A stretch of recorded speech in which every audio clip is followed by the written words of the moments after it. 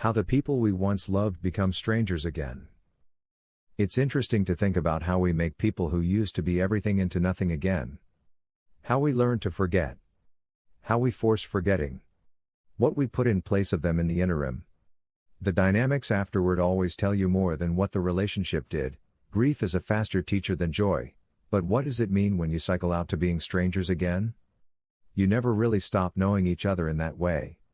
Maybe there's no choice but to make them someone different in your mind, not the person who knew your daily anxieties and what you looked like naked and what made you cry and how much you loved them. When our lives revolve around someone, they don't just stop doing so even if all that's left is some semblance of their memory. There are always those bits that linger. The memories that are impressed on the places you went and the things you said and the songs you listened to remain. We all eventually find ourselves standing in the checkout line, hearing one of those songs come on and realizing that we're revolving around them again. And maybe we never stopped. Do you ever really forget your lover's birthdays, or all your first times, intimate and not?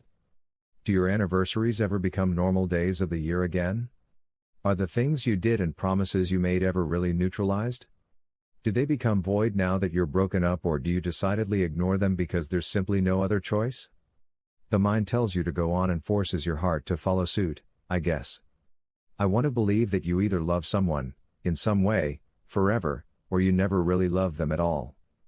That once two reactive chemicals cross, both are changed. That the wounds we leave in people are sometimes too raw to risk falling back into them.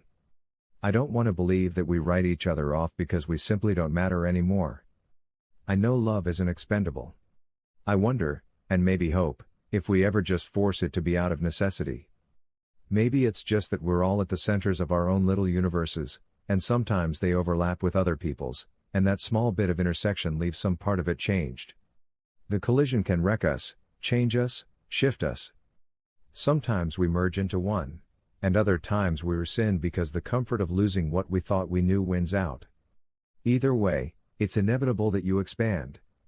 That you're left knowing that much more about love and what it can do, and the pain that only a hole in your heart and space in your bed and emptiness in the next chair over can bring.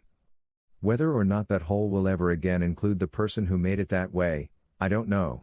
Whether or not anybody else can match the outline of someone who was so deeply impressed in you, I don't know that, either. We all start as strangers. The choices we make in terms of love are usually ones that seem inevitable anyway. We find people irrationally compelling.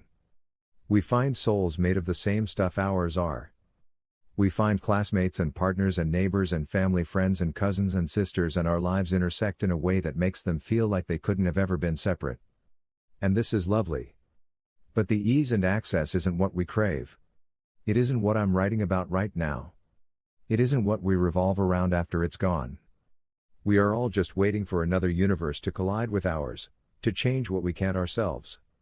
It's interesting how we realize the storm returns to calm, but we see the stars differently now, and we don't know, and we can't choose, whose wreckage can do that for us.